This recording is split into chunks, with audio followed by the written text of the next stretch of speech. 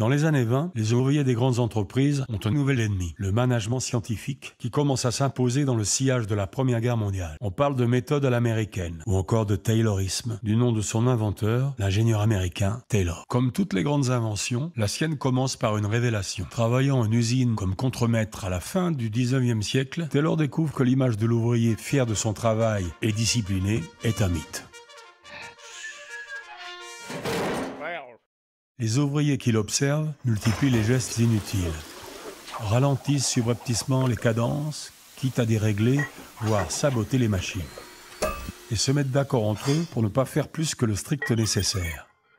Bref, ils imposent leur propre rythme de travail, quoi que l'encadrement dise ou fasse.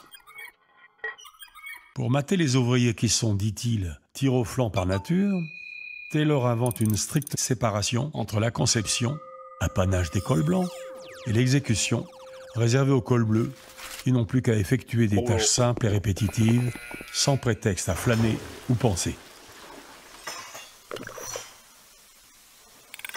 Le temps dévolu à ces tâches est évalué scientifiquement. C'est la loi du chronomètre, qui impose une même norme pour tous et empêche ainsi les tirs au flanc de stigmatiser les ouvriers zélés. Le Bolchevique de chez Renault, un bulletin renéoté de 1924, dénonce le symbole du système AI.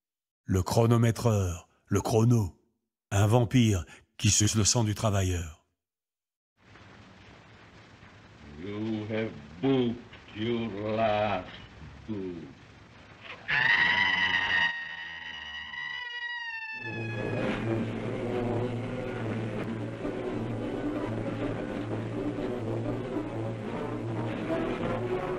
Le Taylorisme vu par un cinéaste soviétique des années 30.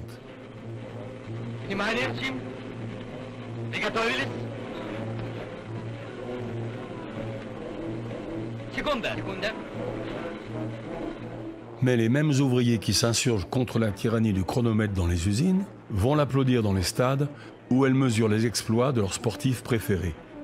L'or record, un mot popularisé par les travaux de Taylor et qui signifie tout simplement enregistrement.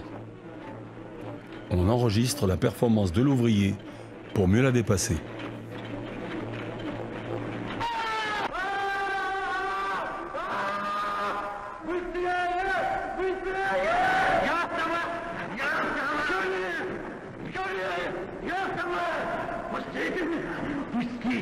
Предполагалось, что у пролетариев нервы значительно крепче.